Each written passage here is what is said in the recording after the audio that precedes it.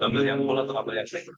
Yang di YouTube Ada yang kadang full atau ada yang beberapa segmen? atau yang dari Risman? Oh, yang nanti di segmen. Kawasan Bandung Utara memiliki fungsi sebagai kawasan lindung sekaligus juga sebagai kawasan konservasi yang berfungsi melindungi kawasan bawah.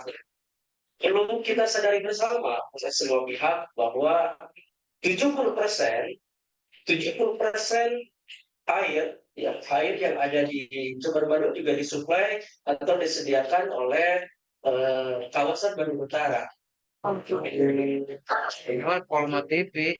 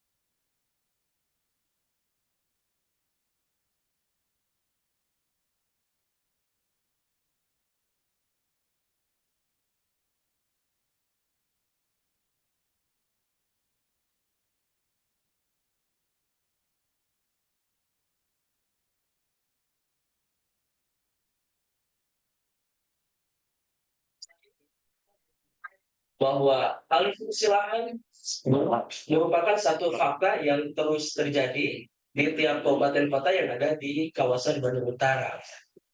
Karena hutan, kemudian hutan alam yang selama ini menopang kehidupan manusia di cekungan Bandung, ternyata juga semakin lama semakin punah dan semakin kondisinya semakin rusak akibat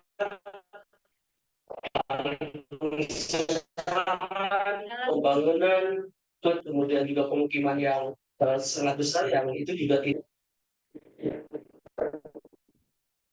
Kondisi di sini bukan seperti ini. Dulu kebun-kebun yang sangat hijau, kebun-kebun yang sangat ranum, eh, dan mata air berderai di mana-mana, keluar di mana-mana, dan ini merupakan kebun-kebun yang sangat produktif, baik itu untuk sayuran atau tanaman-tanaman lain, seperti misalnya singkong. Karena yang terkenal di Bandung, puyem Bandung dan puyem Cikunir itu sebetulnya buatannya di sini. Gitu. Nah, mulai tahun 89 kan ada di sini khususnya ini ada perubahan yang begitu drastis, di mana diantaranya dibelinya lahan-lahan di sini untuk dijadikan perumahan. Dan mulai tahun 92 atau mungkin tepatnya 94 lah, itu mulai perdosaran-perdosaran dan mulailah berdirinya rumah ini.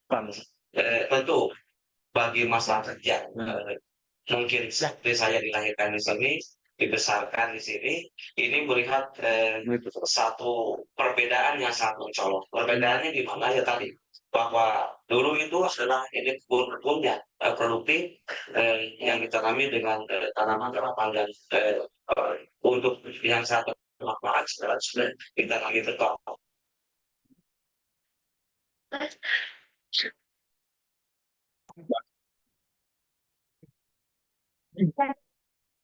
Jadi ketarik. Ini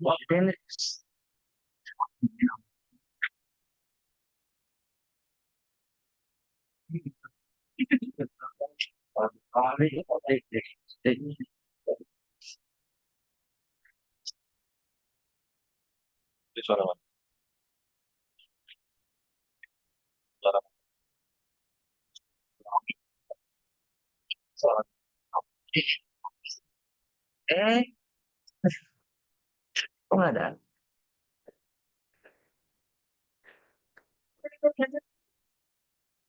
Iya banyak. Eh, Sekolah TV. ini kan ini. Kayak apa-apa. Berarti itu nggak keluar.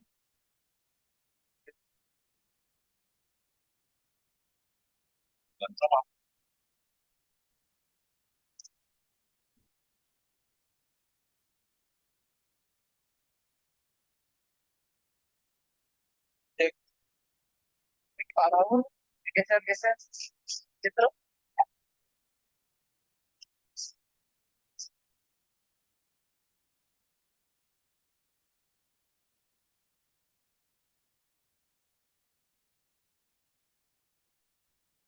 Ya.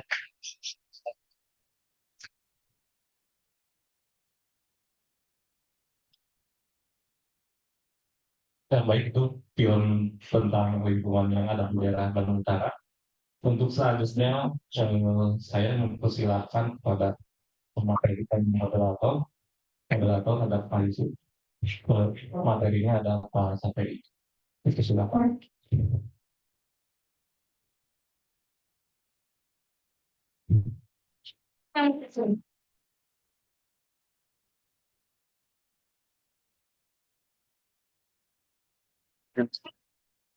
Kemarin. Oh, Bismillahirrahmanirrahim. Assalamualaikum warahmatullahi wabarakatuh. Alhamdulillahirabbil alamin. Hamdan katsiran thayyiban mubarakan fih. Bismillahirrahmanirrahim. La haula wala quwwata illa billahil aliyyil azim. Allahumma shalli ala Muhammad wa ala ali Muhammad. Rabbi shrah li sadri wa yassir li amri wahlul 'uqdatam min lisani yafqahu qawli waj'al li waziran min amri. Nah, Bapak sekalian, gimana kabarnya? Masih semangat hari ini? Mudah-mudahan masih semangat ya. Ini kita menginjak ke acara kedua, Career Day, yang dimana kemarin kita sudah membahas terkait dengan hopes and dreams kalian ya. Profesi-profesi yang didasarkan pada hopes and dreams kalian yang sudah kalian buat ya. Dan kalian juga sudah mempresentasikan hasil wawancara kalian dengan expertnya ya. Nah, hari ini kita akan membahas terkait dengan profesi yang kalian nggak ada yang memilihnya ya. Oh ya, untuk hari ini alhamdulillah kedatangan kelas 8 ya, karena kemarin ikut AMBK ya selama 2 hari. Alhamdulillah untuk hari ini bertambah pesertanya. Baik, kembali lagi. Untuk hari ini kita akan membahas profesi yang belum kalian pilih di hari ini. Mudah-mudahan dengan disampaikannya materi hari ini yaitu tentang peran penting profesi di bidang lingkungan hidup.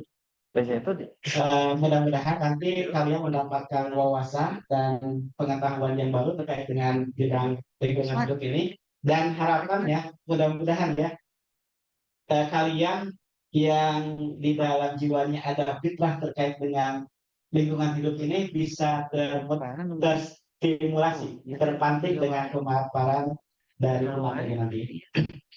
Oke, untuk mempersingkat waktu, kita akan mulai acara yang kedua ini dengan membaca basmalah bersama. Bismillahirrahmanirrahim. Pada Pak Sopei, nanti kalau di PowerPoint itu ada dua yang diberi pembahasan ya. Yang pertama terkait dengan persoalan lingkungan yang ada di lingkungan yang belum terpecahkan ya. Dan nantinya akan membutuhkan banyak ahli untuk memecahkan persoalan tersebut. Itu yang pertama, dan yang kedua nanti mengenalkan tentang profesi-profesi yang ada di lingkungan hidup. Sebelum masuk ke pemateri, Bapak akan menyampaikan biografi singkat dari pemateri kita, Bapak Sapai itu sini. Dan ini Bapak ngambil dari tokoh kita. Beliau ini orang tokoh. Nama beliau Pak Sapai Rusin, dikenal sebagai ahli perencana wilayah dan kota serta pemberdayaan masyarakat. Beliau lulusan ITB, jurusan teknik planologi tentang perencanaan di kota-kota dan wilayah. Kemudian karir beliau ini di sini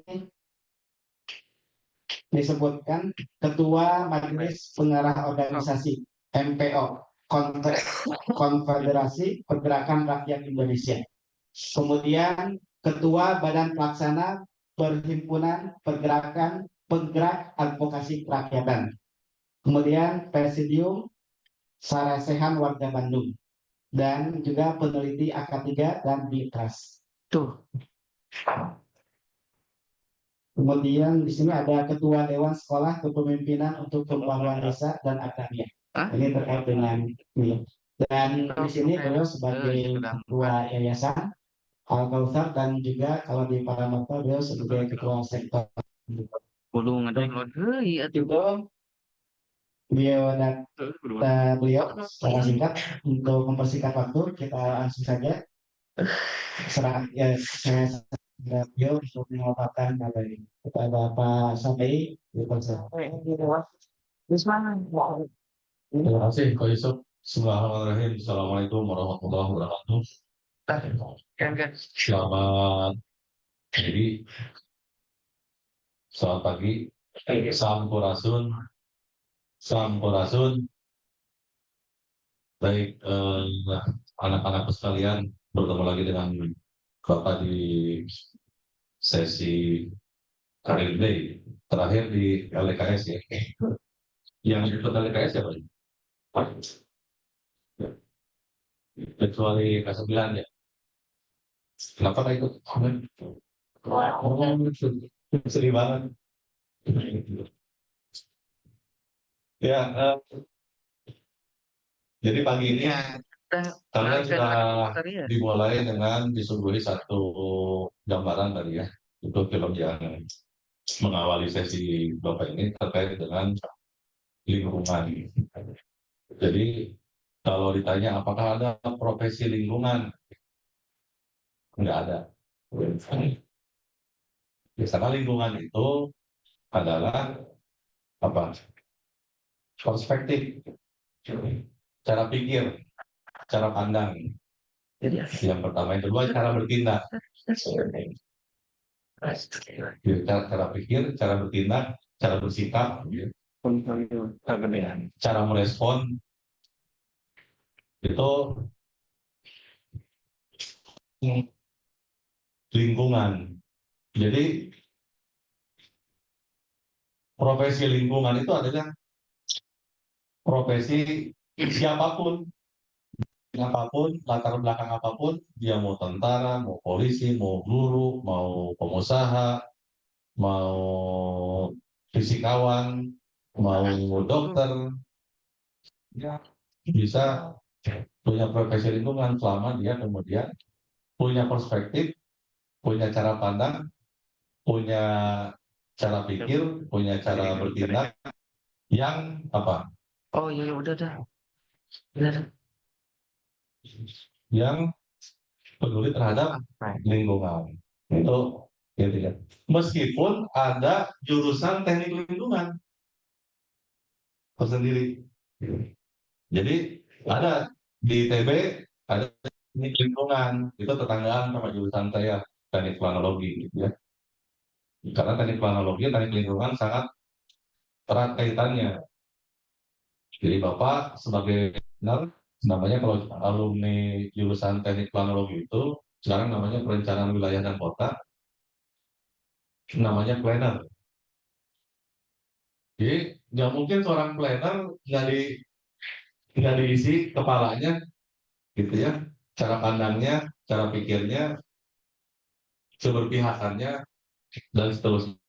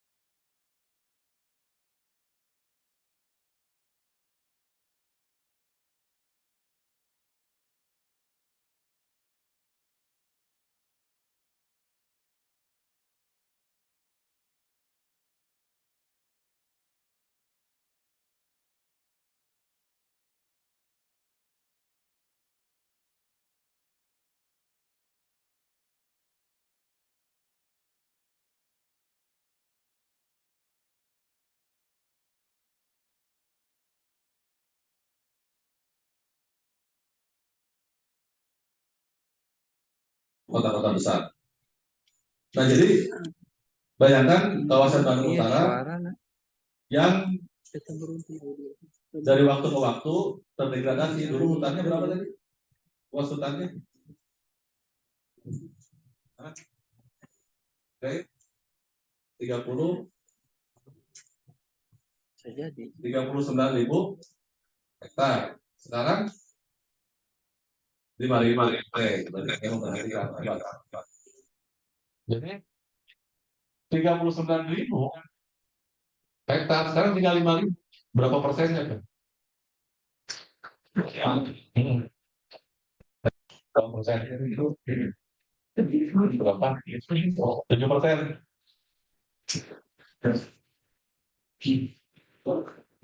10%-nya berapa? 12%. Keren. Coba tepuk tangan buat kalian semua. Oke ya. Jadi ya tadi belajar lingkungan itu menggabungkan semua kata Bapak juga apa? Mau dia matematikawan, fisikawan segala macam. Karena apa? Karena kita harus menganalisa situasi, menganalisa kondisi perubahan dari waktu ke waktu. Yang kadang-kadang kita hanya merasakan dampaknya. Ya, kita nggak tahu ada perubahan, ada pengurangan apa hutan di Bandung Utara dari 39.000 menjadi 5.000. Nggak pernah tahu kan? Ya kan? Ini Bu Yanti juga nggak pernah tahu. Ya, tahu-tahu apa coba? Tahu-tahu, tahu-tahu nggak ada air. Ya, tiba-tiba seliweran mobil tangki air tuh. Karena apa? Karena sulit air kalau musim kemarau. Kalau musim hujan, kebanyakan air. Jadi dampak dari perubahan alam, perubahan lingkungan, gitu kan, itu akan melahirkan ketidakseimbangan dalam kehidupan manusia. Apa tidak seimbangnya? Yang paling kalian mungkin rasakan adalah kalau musim kemarau kekurangan air, kalau musim hujan kebanyakan, mestinya itu stabil. Ya, jadi perspektif atau cara pandang lingkungan itu bagaimana mengatur hubungan manusia dengan alam. Oke, yang bukan yang itu dulu. yang Ya. Ya.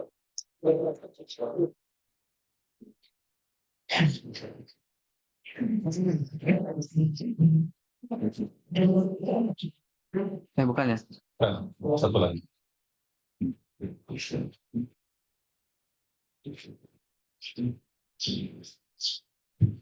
Jadi karena betapa pentingnya hubungan manusia dengan alam itu, setiap masyarakat, setiap suku bahkan etnisitas segala macam pasti punya filosofi tentang bagaimana mengatur manusia dengan lingkungan. Bapak mau kenalin bagaimana filosofi orang Sunda karena bukan tinggal di Bandung ya. Filosofi orang Sunda terkait dengan bagaimana manusia menjaga lingkungannya supaya manusia bisa hidup apa? Hidup lebih bahagia. Intinya kan gitu kan. Bahagia itu kalau mau mandi ya ada airnya gitu ya. Kalau musim hujan ya rumahnya nggak kebanjiran, kering, kasurnya gitu, dan seterusnya. Bagi orang Sunda nih, catat ya. Bukan bagi orang Sunda, buat semuanya. Tapi bahasanya bahasa Sunda. Jadi tanyakan ke guru bahasa Sunda siapa? Pak Rahmat, Pak Ahmadi, Pak Aman. Aman dong ya. Oke, amin. Satu, Nugawir di Awian. Nugawir di Awian. Iya, catat aja dulu. Nugawir di Awian. Nulegok di Cayan. Nugawir di Awian. Tidak ada jauh. Nulegok di Cayan. Nurata diimahan. Oke ya, itu aja tiga itu aja. Jadi itu ada lagunya bisa dilakuin. Nugawir di awian, nulegok di cayan, nurat di bahan, dan seterusnya ada panjang. Artinya apa? Nu gawir di awian itu daerah-daerah yang lereng. Gawir itu daerah lereng, daerah curam. Ya, gawir itu. Tebing, tapi daerah lereng. Di awian artinya daerah-daerah lereng harus ditanami bambu dan kayu. Awi itu bambu. Ya. Kenapa bambu? Karena bambu kuat menahan erosi, kuat menyimpan air. Ya. Jadi makanya banyak mata air di daerah-daerah lereng tuh. Dan banyak rumpun-rumpun bambu ya. Artinya banyak rumpun bambu, banyak juga apa? Banyak ularnya. Banyak juga jurinya itu.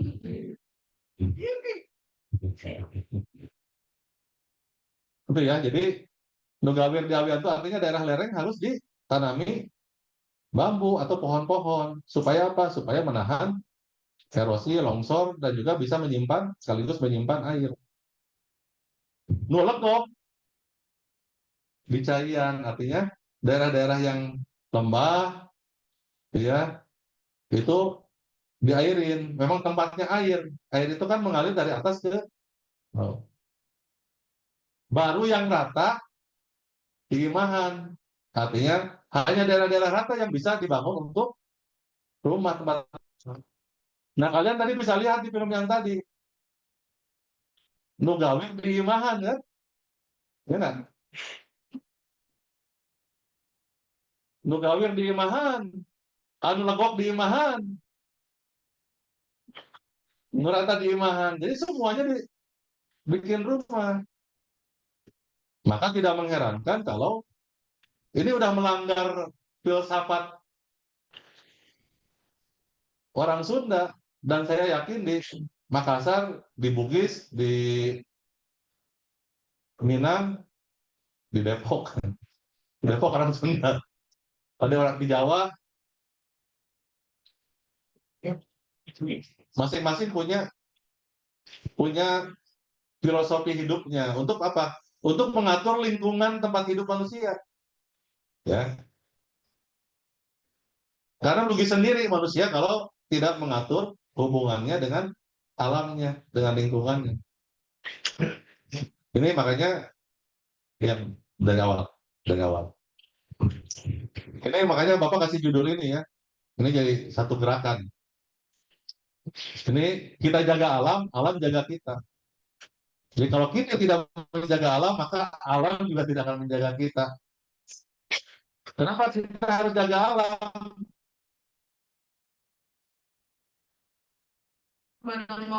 Jaga kalau kita hanya nggak Nah, jadi gimana mau kita dijaga alam kalau kita tidak menjaga alam? Karena kita dan alam sama-sama makhluk hidup, ciptaan Allah. Maka sesama ciptaan Allah harus saling menjaga.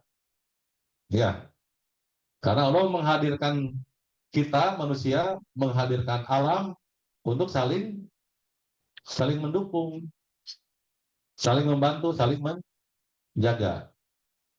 Ya. Jadi sekali lagi kita jaga alam, alam jaga kita. Jadi jangan sekali-kali kita menuntut alam menjaga kita kalau kita tidak menjaga alam. Baik, lanjut, Pak. Nah ini yang dimaksud dengan cara pandang. Ya, jadi profesi apapun, apalagi profesi yang memang mau menggeluti menjadi di bidang lingkungan, ya. Profesi di bidang lingkungan. Ini cara pandangnya. Konsepsi pembangunan wilayah berkelanjutan. Nah, berkelanjutan itu artinya apa? Artinya bahwa apapun yang ada di alam ini, di lingkungan ini, sumber daya yang kita sekarang nikmati itu bukan hanya milik kita, bukan hanya hak kita, ya, tapi juga hak anak cucu kita. Mau pada punya anak cucu kan? Amin. Amin Allahumma. Tahu mau kan punya anak cucu kan? Untuk awas ya.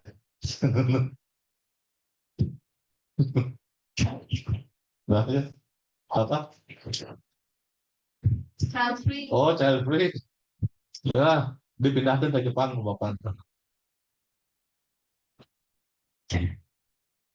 Oke, ya, itu yang dialami oleh Korea dan Jepang. Terjadi pertumbuhan penduduknya secara minus. Sementara kita mah mau benar child free. Free child atau child free? Free Palestina. Oke, kembali ke situ ya. Jadi sekali lagi cara pandang cara pandang di bidang lingkungan, orang-orang di lingkungan itu bahwa apapun yang kita nikmati hari ini anugerah dari Allah berupa alam lingkung alam semesta lingkungan hidup yang kita berada ini bukan hak kita sendiri, tapi juga hak anak cucu kita, anak generasi penerus. Ya, ini cara pandangnya. Sehingga tidak mungkin orang yang punya cara pandang begitu tidak peduli atau tidak punya kepedulian. Dihabisin aja sekarang. Pokoknya ngambil air sesuka-sukanya, ngambil material tambang sesuka-sukanya. Yang penting kita bisa bahagia, kita bisa kaya dan seterusnya di hari ini. Itu pikiran-pikiran mereka yang sebaliknya. Nah, jadi ini pembangunan wilayah berkelanjutan itu pembangunan yang memperhatikan kebutuhan generasi yang akan datang. Jadi kita memenuhi kebutuhan kita masa kini, tadi apapun profesinya, apapun bidang studinya, kita berusaha memenuhi kebutuhan kita masa kini, tapi dengan tidak mengabaikan atau tidak melupakan pemenuhan kebutuhan manusia di generasi yang berikutnya. Itu yang disebut dengan keadilan antar generasi. Nanti istilah-istilah ini kalian akan sering temukan tuh di berita, di apa, keadilan antar generasi, anak sering dengar keadilan ekologis artinya. Keadilan ekologis itu artinya adalah keadilan antar generasi, di mana hak generasi hari ini terpenuhi, begitu juga hak generasi berikutnya juga terpenuhi. Oke ya, lanjut. Nah, ini ciri-ciri pembangunan berkelanjutan ya. Penggunaan sumber energi alternatif baru dan terbarukan, ya. Yang kedua, selalu mengantisipasi dampak lingkungan yang ditimbulkan akibat suatu pembangunan. Yang tadi itu kan, itu antisipatif tuh. Nugawir di awian, nulegok di cayan, nurata di imahan. Itu antisipasi karena apa? Karena karakteristik alam atau lingkungan itu seperti itu. Namanya gawir, dia akan lawan longsor, rentan. Penggunaan teknologi ramah lingkungan, selalu melakukan inovasi di teknologi dan ilmu pengetahuan, melestarikan fungsi dan kemampuan ekosistem, dan memperhatikan lingkungan fisik dan lingkungan sosial. Jadi, ciri-ciri pembangunan berkelanjutan, tadi ciri-ciri siapapun mereka yang punya cara pandang, dan kemudian cara pandang menjaga alam itu, ini cara bertindaknya, cara bersikapnya. Langsung ke yang kedua aja, dulu. File 2. Oke, sampai sini ada pertanyaan atau komen? Coba singkat nggak? Tadi apa? Bareng-bareng. No gawir, no legok, no rata, no gawir. Ulangi ya. No gawir, no legok, no rata, no rata, no legok, no gawir. Tuh, kalian pegang itu ya. Jadi apapun profesi kalian, apapun nanti bidang kalian, itu akan. Nah ini contoh apa yang kemudian dilakukan nih untuk apa? Untuk bagian dari kita menjaga alam agar alam menjaga kita. Ini contoh ya. Lanjut, ini tadi kawasan Bandung Utara sudah kita tonton bareng-bareng gitu ya. Lanjut. Nah ini bagaimana kita salah satu yang menjadi vital itu adalah mengelola air tadi. Supaya apa? Supaya air di musim kemarau tidak langka, tidak kekurangan, di musim banjir tidak kelebihan. Jadi tata kelola air itu tujuannya apa? Tujuannya supaya di musim kemarau tetap ada air, di musim hujan nggak terlalu banyak air gitu ya, sehingga meluap atau meluap dari saluran atau menjadi banjir. Itu yang disebut dengan neraca air. Jadi neraca airnya seimbang, seimbang. Oke, neraca, tahu neraca kan? Neraca itu apa? Timbangan. Timbangannya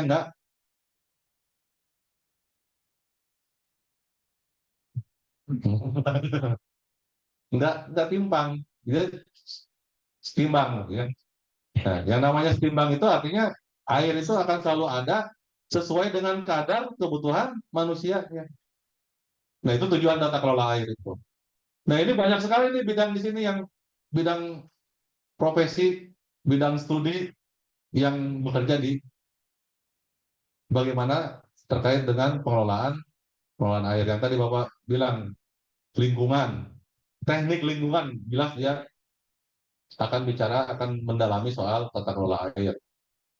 Teknik sipil, di teknik sipil itu ada subjurusan atau ada keahlian namanya hidrologi. Jadi hidrologi itu orang sipil yang mikirin bagaimana bikin bendungan, tuh, bikin irigasi. Kamu yang eh, free child atau child free?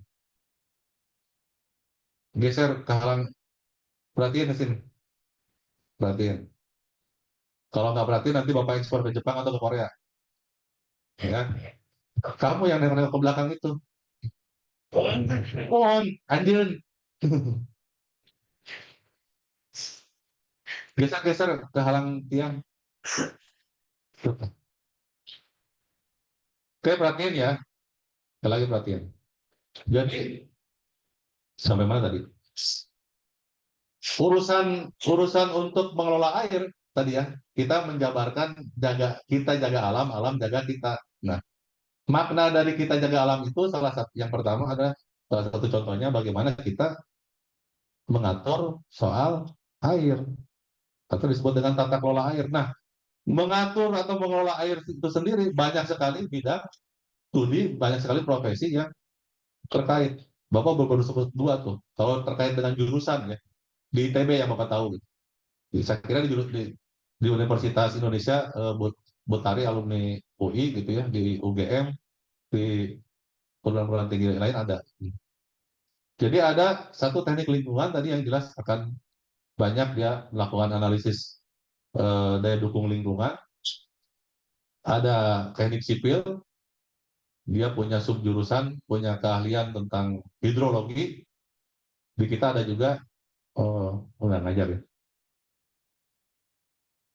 Nah, bapaknya Kania tuh, teknik sipil ITB, tapi bukan hidrologi. Jadi kalau hidrologi itu khusus bagian dari terkait dengan ini nih, terkait dengan tata kelola air. Ada yang ngurusin jalan kan, bangun. Nah kalau bapaknya Kania tuh pokoknya kerjanya bangun tol aja di mana-mana tuh, nguruk tol. Nah nguruk tuh tadi nguruk legok dan bagian yang nguruk, yang legok yang mestinya diairin itu diuruk sama orang sipil. jadi diratakan. Apalagi Bu Esti, Bu Esti biologi itu. Nggak mungkin kita ngurusin air nggak melibatkan atau nggak ada ini orang biologi. Karena yang ngerti apa dalamannya air ini kayak nggak kelihatan apa-apa gitu. Biasanya orang biologi yang tahu. Apalagi jurusan apa lagi? Jurusan orang geologi. Karena apa? Karena air itu ada air yang di udara nih yang belum turun, ada air yang di permukaan, di udara ini kan ada air nih kan, cuma nggak kelihatan aja kan. Ada yang di dalam tanah. Nah, untuk urusan air yang di dalam tanah itu pasti itu melibatkan atau menjadi concern keahlian orang geologi. Ya, itu menunjukkan bahwa yang tadi Bapak bilang di awal, bidang lingkungan itu atau terkait menjaga alam, menjaga lingkungan itu melibatkan banyak bidang studi, banyak melibatkan profesi. Oke ya, lanjut. Nah, apalagi kalau kita bicara menjaga lingkungan secara terintegrasi antara manusia, seluruh makhluk hidup, manusia, alamnya, hewannya, tumbuhannya, gitu kan. Lebih banyak lagi bidang studi. Pak Riki kemarin yang apa? Eh, siapa yang sama Pak Riki? Movie ya. Oh, gitu emang. Serius. Amin, amin ya Allah. Benar ya. Jadi Pak Riki misalkan, bagaimana kemudian mengembangkan peternakan yang baik dari IPB, Pak Riki. Dari bidang kesehatannya, kesehatan masyarakat, kan biasanya orang beternak itu di daerah-daerah hulu sungai, yang kotorannya kemudian mengalir ke apa? Ke sungai. Jadi air sungainya kemudian tercemar oleh kotoran sapi. Air sungai yang tercemar oleh kotoran sapi itu kemudian jadi sumber PDAM Kota Bandung. PDAM Kota Bandung itulah airnya yang dibagikan ke rumah-rumah. Nggak kaitannya langsung makanya yang terjadi di sana. Nah, artinya apa? Artinya ada profesi, ada orang ahli yang bagaimana mengurai air yang tercemar seperti itu kemudian menjadi layak pakai oleh kita.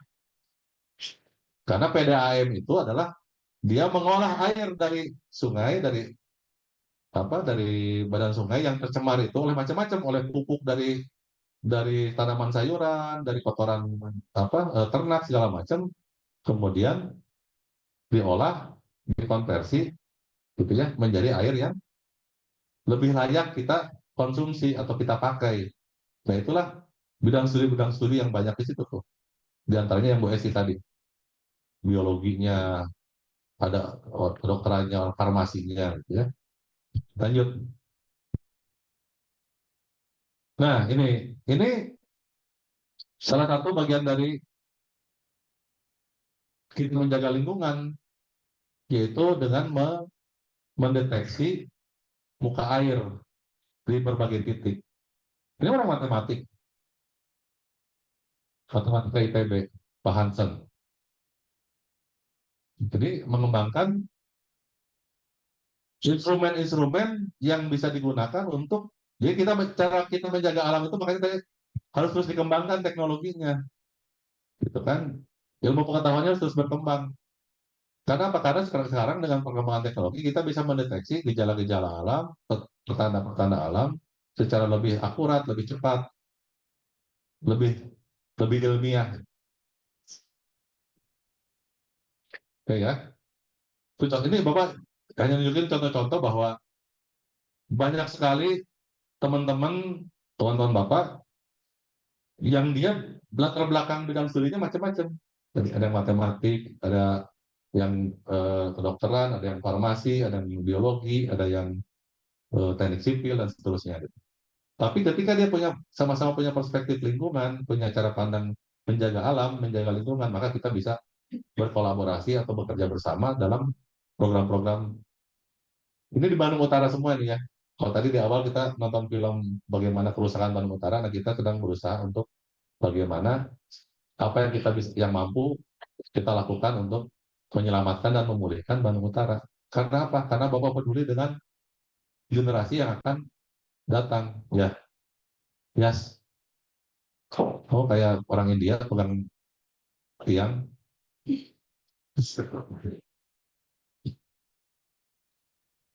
Oke, jadi kenapa kita berbuat sekecil apapun nih, mulai apa ngaruhnya Pak buat tadi yang udah rusak 35.000 jadi 5.000 dan seterusnya itu hutannya segala macam. Kalau kita mikirnya, wah nggak mungkin, apa efeknya, apa pengaruhnya, kita nggak akan pernah berbuat, kita nggak akan pernah memulai. Ya, jadi kita berbuat ini di apa di hulu hulu Cikapundung mengukur air untuk memonitor bagaimana turun naiknya permukaan atau ini water level menjadi alat untuk mengukur level air. Lanjut. Ini AWS, kalau AWS kalian sudah tahu karena kita punya AWS sendiri ya. Di AWS automatic weather bukan water. Tesnya apa? Sampai itu. Wih, Ahmad Waden Sadikin. Automatic Weather Station. Kita punya ya. Jadi kalian biasanya tahu di situ alat untuk apa? Karena ada informasinya kan. Suhu kan. Kalau sambil main bola tuh cari triknya. Kamu kalau main bola suka merhatiin itu nggak? Suhunya berapa? Ya nggak? Terus apa lagi? Curah hujan, oke. Apa lagi? Kelembaban, oke. Arah angin, ada arah angin bener? Ada arah, ada, oke. Terus apa lagi? Radiasi matahari, oke. Kalian teruji berarti memperhatikan layar itu ya. Itu alat untuk mengetahui lingkungan kita. Nah, itu banyak sekali teman-teman dari berbagai bidang studi dari latar belakang yang berbeda-beda. Lanjut. Nah ini Pak Jam-Jam ya, Ketua Dewan Pembina apa Al-Kausar. Beliau seorang fisikawan, ayah ya, ayah aku. Woi tetangga. Beliau fisikawan, ahli fisika, ahli apa geofisika khususnya gitu ya, ahli atmosfer dan sekarang menjadi ahli geodetik ya, geodesi, muka bumi, geodesi. Sama, kita sama-sama dengan Pak Jam-Jam, dengan kawan-kawan semua, kita sedang memikirkan bagaimana memulihkan Bandung Utara. Supaya apa? Supaya dulu mungkin zaman Bu Isur, zaman Bapak, zaman Pak Jam-Jam, segala macam masih menikmati kalau di Bandung tidur itu kita masih pakai kaos kaki karena dingin. Kalau sekarang itu malah tidur pakai singlet gitu, karena kegerahan. Itu perubahan yang langsung dirasakan. Jadi di bulan-bulan Agustus September ini biasanya tidur pakai kaos kaki karena dingin. Kalau sekarang dingin pakai AC ya. Oke, itu Bapak menunjukkan bahwa ada jurusan teknik lingkungan khusus. Nah, itu semua yang mengkoordinasikan ya, semua bidang-bidang itu yang menghubungkan, mengkoordinasikan segala macam itu biasanya jurusan planologi. Jadi jurusan planologi. Jadi Bapak itu tugasnya seorang planner itu menghubungkan, oh ini seorang geolog dibutuhkan di bagian apanya, seorang geodesi, sipil, dan seterusnya. Oke, sampai sini dipersilakan jika ada pertanyaan saya kembalikan ke Pak Yusuf. Terima kasih Pak Sapai atas pemaparannya. Alhamdulillah, gimana anak-anak udah mendapatkan pencerahan dari penjelasan Pak Sofi. Bapak juga baru tahu ya terkait dengan perspektif ini. Ternyata eh, profesi lingkungan tadi tidak ada, tapi dari berbagai jurusan sebenarnya itu eh, bisa berkontribusi ya di lingkungan hidup tersebut gitu. Terutama kalau misalkan kalian ada yang tertarik di IT ya, kemarin ada yang di IT, programmer. Nah itu tadi kan salah satunya terkait dengan eh, inovasi teknologi atau membuat teknologi yang ramah lingkungan. Dari jurusan itu bisa mengembangkan teknologi yang terkait dengan apa ramah lingkungan atau membuat inovasi terkait dengan teknologi itu salah satunya.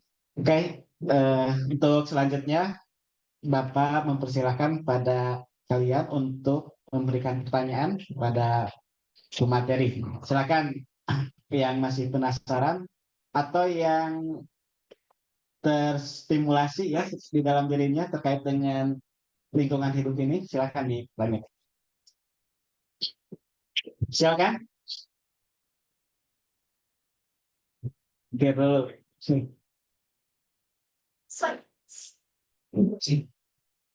Sambil nunggu mungkin bisa tanya ke moderator Pak Sri. Ya, Pak, sudah tanya. Sambil nunggu ya. Eh, kan ini banyak sekali terjadi kerusakan-kerusakan alam gitu ya, yang salah satunya terkait dengan ya longsor, banjir, apa, sampah, kemudian saluran air yang tidak bagus, kemudian banyak pabrik-pabrik yang itu kontribusi gitu ya, menyebabkan kerusakan itu. Nah sebetulnya yang menjadi persoalan utama manusia gitu ya, yang menyebabkan semua kerusakan itu apa dasar? Ya, jadi ini ada sifat di dalam diri kita, di seluruh manusia itu sifat rakus, ya, sifat rakus. Jadi nggak cukup apa yang kemudian kita butuhkan, gitu ya. Jadi kita butuh air itu 150 liter per hari per orang, gitu ya. Tapi ada yang kemudian berpikir, kita pengen nimbun, pengen lebih banyak dari situ dan seterusnya. Sehingga ada orang yang punya banyak sekali dan banyak orang yang tidak punya sama sekali. Itu contoh ya, contoh soal tadi pertanyaan Pak Yusuf, kenapa ya banyak kerusakan-kerusakan di alam segala macam. Tadi aja contoh ya, berapa luas hutan di Bandung Utara? 20 tahun yang lalu, 30 tahun yang lalu, 39.000. Sekarang 5.000. Itu bukan ujuk-ujuk, bukan tiba-tiba, bukan tanpa penyebab, tapi itu akibat dari tadi sifat rakus pada diri manusia. Jadi dulu karena Bapak planner ya, kurang teknologi, Bapak tahu riwayatnya gitu ya. Itu dimulai kerusakan itu paling masif sejak tahun 99, 98, 99. Karena apa? Karena sebelum itu di dokumen perencanaan namanya Rencana Tata Ruang Wilayah ya Kabupaten Bandung, karena masuk wilayah Kabupaten Bandung, itu warnanya hijau. Jadi kalau kalian lihat peta-peta di lihat dokumen rencana ya rencana wilayah, itu nanti main peta tuh. Jadi kalau kalian lihat di situ ada peta itu warnanya macam-macam. Nah kalau lihat warna hijau artinya dia wilayah lindung, tidak boleh dibangun, tidak wilayah untuk bukan untuk pembangunan. Kalau kuning dia boleh dibangun, tapi untuk terbatas. Wilayah coklat, warna coklat itu wilayah yang banyak bangunannya di situ, bisa untuk dibangun. Nah apa yang terjadi? Yang terjadi seorang pengusaha beli tanah di sana, menguasai tanah, bukan beli, menguasai tanah di sana, ratusan hektar, mau bikin, karena kan enak ya punya rumah di sana, lihat view ke Bandung, wah adem dingin nggak usah pasang AC gitu. Maka ada pengusaha yang punya banyak uang, punya pikiran lah kita bangun rumah di sana. Padahal nggak boleh dibangun, aturannya nggak boleh dibangun, jelas dilarang. Apa yang dilakukan oleh pengusaha itu? Nah pengusaha itu punya geng waktu sekolahnya. Dia sekolahnya dulu di SMA 2 Bandung, Jalan Cihamplas. Bapaknya Mofi, satu alma mater sama bapaknya Mofi. Nah, si pengusaha ini punya geng berlima. Ini cerita asli ya. Tapi Bapak nggak sebutin namanya. Si pengusaha ini punya teman, punya geng lah kayak kalian di sini, geng suka main bola bareng atau suka apa jajan bareng ke warung siapa sih? Hah? Warung apa? Pak Oman. Pak Umar. Ke warung Pak Umar gitu ya. Jadi ada geng yang kebetulan gengnya itu satu orang jadi wali kota Bandung, satu orang jadi wakil bupati Bandung, satu orang jadi jenderal, ya. Itu yang kebetulan kepala bapedanya teman bapak yang bikin rencananya itu, bikin petanya dan menegakkan aturan. Nah teman bapak itu bertahan habis-habisan untuk tidak mau memberikan izin karena warnanya hijau. Nah akhirnya si pengusaha ini karena punya geng di SMA 2 itu, gitu, maka dia naik ke wakil bupati sama yang temannya wali kota itu. Untuk apa? Untuk merubah peraturannya. Merubah peraturan itu artinya merubah warna petanya dari hijau ke kuning. Ini singkat cerita. Dirubahlah kemudian, jadi teman bapak itu kemudian tersingkirlah dari posisi dan jabatannya gitu, karena bertahan oleh geng ini, oleh 5 sekawan ini, kan ada 5 sekawan. Nah, oleh geng 5 sekawan ini tersingkir untuk apa? Untuk membuka lahan untuk jadi perumahan di daerah Punclut dan Dago Pakar. Itulah awal muasalnya ada perumahan-perumahan itu. Jadi merubah warna. Dengan merubah warna maka izin bisa keluar. Gitu Pak Yusuf. Jadi asal muasalnya dari situ. Dampak kemudian ada banjir, ada apa. Kalau kalian ke itu apa pernah ke Dago, Terminal Dago tahu kan? Dari Terminal Dago tuh ada jalan sekarang pintas ke apa komplek ke Punclut tuh, yang ke Punclut. Yang mau ke Punclut lewat apa? Lewat perumahan Green kayak patung Buddha itu gitu. Nah itu tuh. Terus yang Dago Pakar sama begitu ceritanya. Nah jadi apa? Lagi-lagi dan itu didukung oleh apa? Didukung oleh orang-orang pinternya. Ada orang teknik sipilnya, ada orang teknik lingkungannya, ada orang geologinya, ada orang geodesinya. Artinya apa? Artinya dalam setiap profesi itu kalau makanya tadi Bapak bilang, yang paling penting itu adalah perspektif, cara pikir. Meskipun dia orang teknik lingkungan sekalipun, tapi kemudian cara pikirnya tidak menjadi cara dia bersikap dan bertindak, maka dia akan malah menjadi bagian dari menjustifikasi perusahaan lingkungan. Makanya banyak ahli-ahli lingkungan di perusahaan-perusahaan tambang.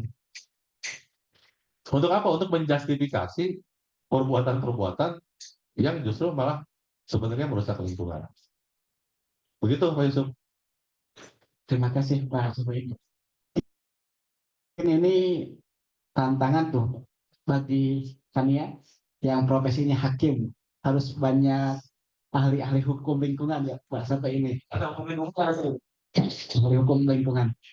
Yang apa yang tertarik dengan hukum kemudian punya perspektif terhadap lingkungan gitu ya, ingin apa ya tadi menjadikan ramah lingkungan, tidak membuat atau tidak mengizinkan untuk membangun rumah-rumah yang tidak diperbolehkan gitu ya. Itu bisa membuat kebijakan-kebijakan, regulasi-regulasi gitu terkait dengan. Nah, silakan yang tertarik dengan hukum tuh untuk bisa peduli di ranah hukum terkait dengan apa hukum lingkungan. Baik, silakan yang mau bertanya. Sudah ketemu? Eka, silakan Eka.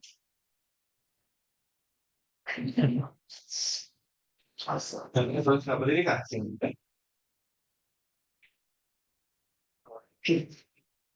Geodesi, geodesi.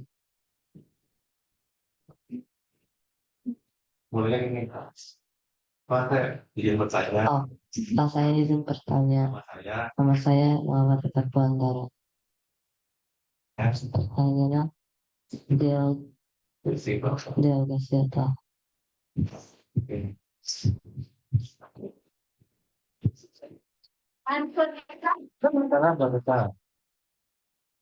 Jadi geodesi itu salah satu bidang studi ya, salah satu keilmuan. Geo itu apa? Jadi itu satu keilmuan ya Eka, satu bidang studi yang mendalami bagaimana fenomena-fenomena cara mengukur permukaan bumi. Ya.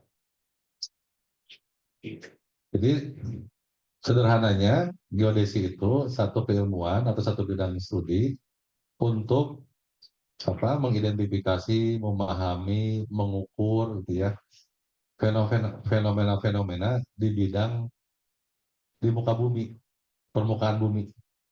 Oke, gitu ya. Oke, tertarik kan ya? Hah? Tertarik? Jadi bumi itu ya, jadi kalian nih, kalian kalau mendengar istilah ruang, wilayah sama kawasan itu beda. Ya, nanti ketemu sama Bapak di geografi.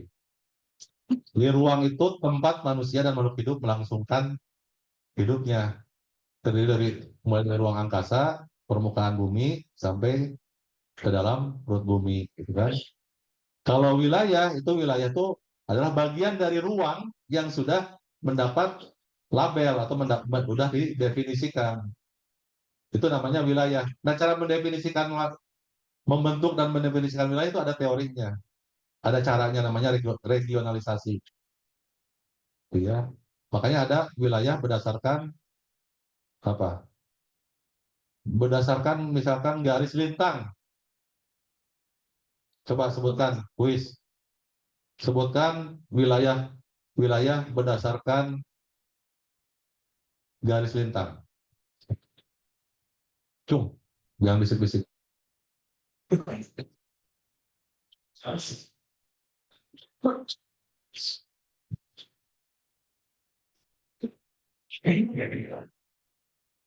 Hmm? Ada yang tahu? Kelas 9?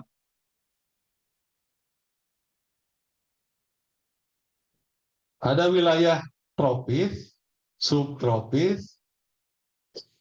Oh, oke, sekarang udah awal ya. Kuis kedua, yang disebut dengan wilayah tropis, batas wilayahnya dari lintang berapa sampai lintang berapa?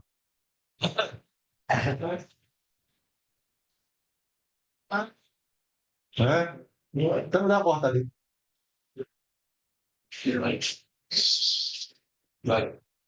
Dari dua tiga setengah lintang utara sampai 23,5 lintang derajat lintang selatan, itu disebut tropis. Karena kenapa disebut tropis? Karena soal sudut penyinaran matahari ke muka bumi yang paling sempurna di situ. Ada garis khatulistiwa. Kuis ketiga, sebutkan kota-kota yang dilewati oleh garis khatulistiwa di Indonesia.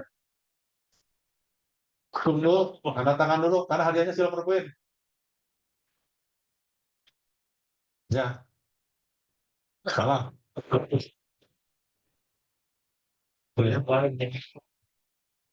Pokoknya yang terlewati garis khatulistiwa atau dari ekuator. Kalian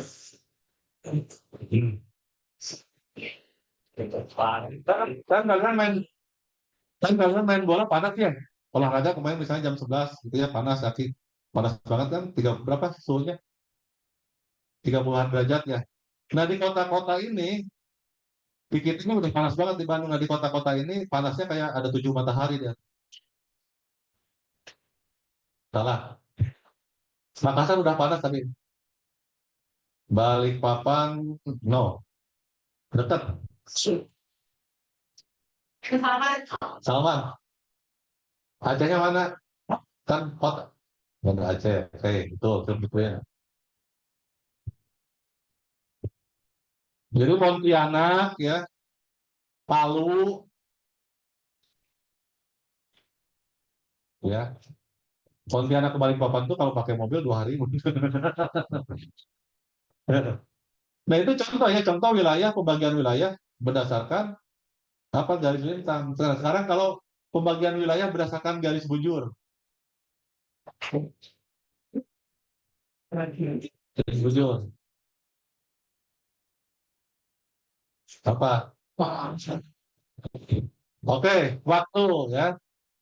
Jadi pengaruh pengaruh garis bujur itu terhadap apa? Pembagian perbedaan waktu. Maka Indonesia aja dibagi ada waktu Indonesia Timur, waktu Indonesia Tengah, sama waktu Indonesia Barat. Nah perbedaan waktu 1 jam itu berapa derajat garis bujur? Ya.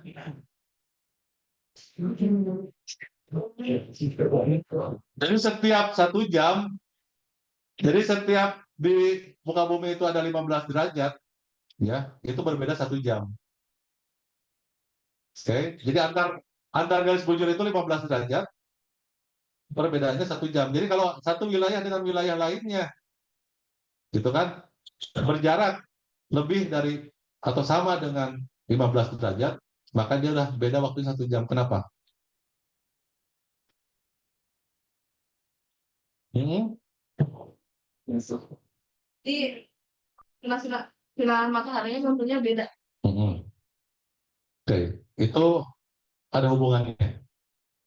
Jadi hubungannya itu bola bumi itu berputar 360 derajat, ya 360 derajat dari posisi sesemula itu selama 24 jam, ya. Sementara bola bumi itu 360 derajat ya berputar. Terus 360 derajat dibagi 24 dapatlah 15 derajat. Jadi 15 derajat per jam. Jadi kalau ada perbedaan garis bujur setiap 15 derajat, misalkan artinya apa? Artinya antara Makassar dengan Bandung beda 1 jam. Artinya itu perbedaannya udah lebih dari 15 derajat garis bujurnya. Tapi di dalam garis bujur 15 derajat ini ada perbedaan. Makanya kalian kalau lihat di TV, waktu sholat maghrib di Surabaya, kan, lihat kan kalender kan, suka ada +5. Artinya +5 menit. Jadi di dalam wilayah yang dibatasi garis bujur sendiri ada perbedaan menit. Yang tadi penjelasannya adalah soal matahari bergerak atau bumi mengelilingi matahari sambil apa? Berotasi. Kalau mengitari bumi disebut apa? Mengitari matahari disebut apa?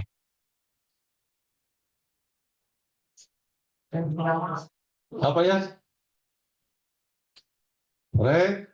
Revolusi, revolusi, revolusi. Oke ya, tadi baru satu yang jadi tadi ruang wilayah ada kawasan. Nah, kawasan itu bagian dari wilayah yang sudah apa? Diperuntukkan atau difungsikan untuk apa?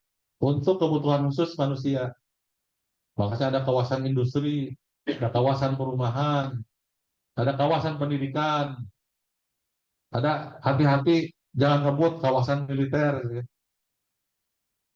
Itu beda ruang, wilayah, kawasan. Oke, ada lagi? Ya, terima kasih Eka atas pertanyaannya. Beri aplaus dulu untuk Eka ya. Untuk selanjutnya silakan jika ada yang mau bertanya. Kan ya.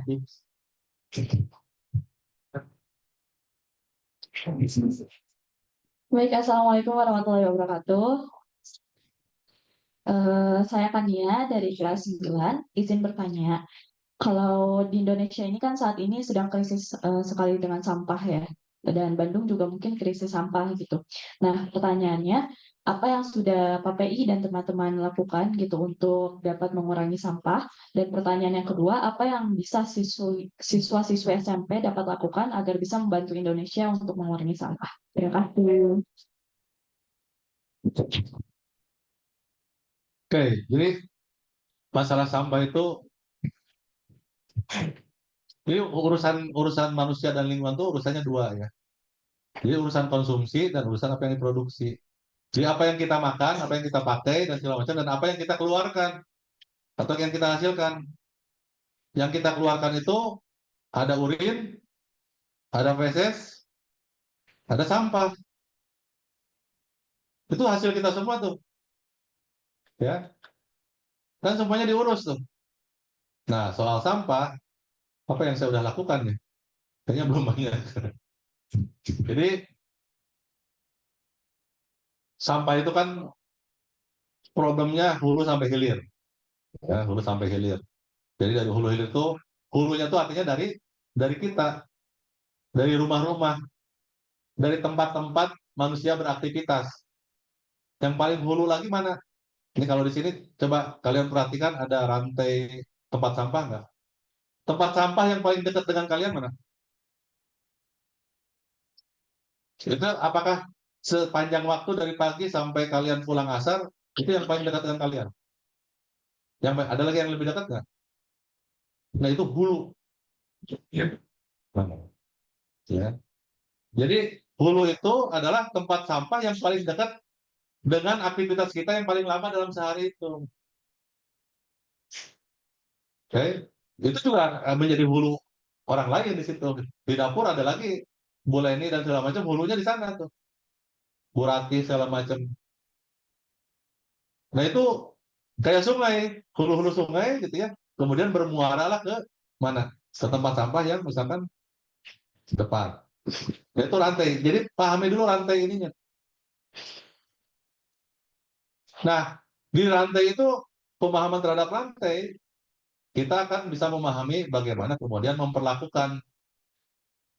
Jadi kita pahami dulu kan ya dan anak-anak sekalian karakteristik dari apa yang kita produksi dari sampah yang kita hasilkan. Karakteristik sampah seperti ini apa sih ini kan bisa diurai? Itu pelajarannya banyak tuh kan. Kenapa sampah plastik itu susah diurai? Bukan? Kenapa misalkan daun-daun itu gampang diurai, gampang terurai? Nah, pahami itu akan menentukan perlakuan terhadap sampah. Makanya kemudian kalian lihat ada sampah yang ada tong sampah sampai 3 tuh. Ada organik, ada apa lagi?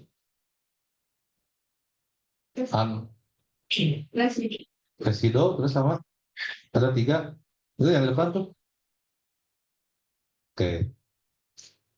Karena masih banyak tuh disebut residu tuh karena kita malas aja mengidentifikasi lainnya. Organik, non organik, residu aja sisanya gitu. Artinya macam-macam. Karena apa? Karena kadang-kadang kita menghasilkan sampah yang memang enggak terpilah langsung. Misalkan makan kupat tahu ya, nggak habis, langsung aja tuh dibungkus aja gitu. Buangnya tempat sampah itu masuk apa tuh? Tempat. Ya kan pusing bedanya di situ ada plastiknya, ada daunnya, ada kupat tahunya, ada kacangnya, ada lontongnya, makin enak. Ya, jadi yang Bapak lakukan tentu saja kalau di sini ya kalau di Altausan dengan teman-teman mulai tadi mengembangkan instrumen teknologi apa menata sistem karena yang paling penting itu adalah ini tanggung jawab Bu Tari dan kawan-kawan gitu, adalah mengelola dan menata perilaku Jadi apa yang bisa dikontribusikan oleh siswa segala macam itu, kontribusi yang paling penting adalah berubah perilaku, perbaiki perilaku dalam membuang sampah, dalam memperlakukan sampah. Ya, jadi diamati buang sampah itu karena Pak Asep sudah membagi-bagi itu ada sampah organik, non-organik, ada apa residu. Jangan tidak peduli dengan itu. Ah, nggak pedulilah mau masuk organik. Atau jangan-jangan belum ngerti juga ya, apa itu sampah organik, non-organik, dan residu. Jadi tugas siswa adalah tugas kita nih sama-sama menjaga. Mulai dari hulu itu jangan sembarangan. Lebih baik kalian misalkan punya iPod, oh ini kenapa bercampur nih? Di kelas tuh pasti bercampur karena satu atau ada tiga. Satu kan. Jadi cepat kalian merespon. Oh ini tempat sampahnya hanya satu. Gimana kita memilahnya nih? Antara yang kecuali karakteristik sampah di kelas itu yang dihasilkan memang semuanya anorganik. Kertas saja satu jenis. Kan nggak ada yang sampah nyampah kupat tahu di kelas ada nggak? Atau nyampah nasi uduk di kelas ada? Nggak ada kan? Oke, jadi saling saling perhatikan, saling jaga, jangan ngandelin bapak, jangan ngandelin di tegur Pak Yusuf atau Bu Isur atau Bu Tari gitu ya. Tapi di antara kalian saling jaga. Mulai dari bagaimana memperbaiki perilaku kita tentang atau terhadap sampah yang kita hasilkan. Kehilirnya lebih banyak lagi. Bagaimana kemudian mengolah sampah. Ada yang bisa didaur ulang, ada yang bisa kemudian dijadikan macam-macam. Jadi pupuk, jadi mangkot dan seterusnya. Banyak sekali turunannya. Itu kita bisa lakukan tuh. Jadi teman-teman siswa SMP Al-Kausar bisa punya program unggulan tersendiri tuh. Kalian bikin OSIS-nya. Bikin pengolahan sampah, pemilahan dan segala macam kita punya lahan tuh. Bukan kita punya ya. Pasti ada lahan tuh itu. Punya Gusti Allah Subhanahu wa taala yang kita bisa manfaatkan. Iya, tapi gimana cara mulai memilah aja dulu. Mau mengolah menjadi mangkot atau mengolah jadi kompos segala macam, kejar Bu Esti. Gimana Bu Esti kita bisa mengolah jadi kompos? Kecil-kecilan dari sampah yang ada di sini. Itu kan ya. Jadi kontribusi itu kontribusi terhadap Indonesia itu. Itu bela negara. Itu saya kira Pak Yusuf ini udah kita diserbu oleh anak-anak SMA. Terima kasih. Bapak tutup ya. Sebelum dikembalikan, terima kasih atas perhatiannya. Mohon maaf jika ada hal yang kurang berkenan. Assalamualaikum warahmatullahi wabarakatuh.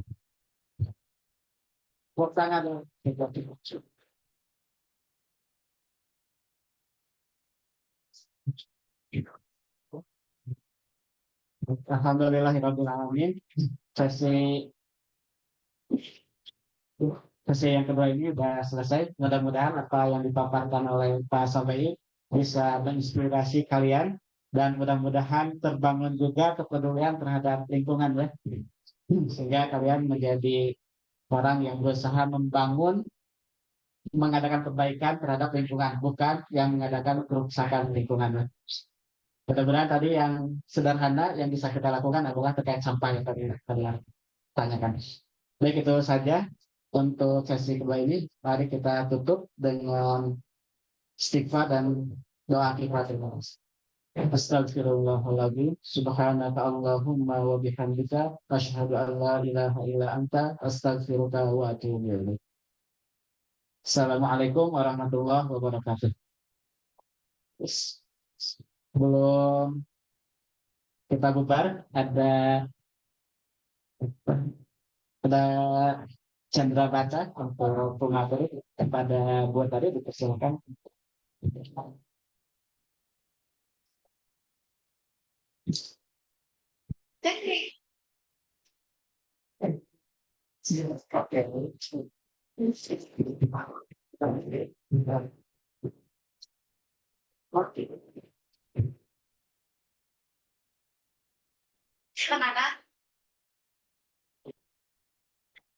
Hai, buktinya di sini ya? Yang aja. Wah, saya. Wah, dari luar, soalnya nggak ada dari belakang. Sampai nanti Berapa layernya itu ada yang nggak kelihatan ya? Kalau ke belakangnya itu. Jadi mulai dari kelas 7 untuk sesi foto. Silakan kelas 7 untuk maju ke depan.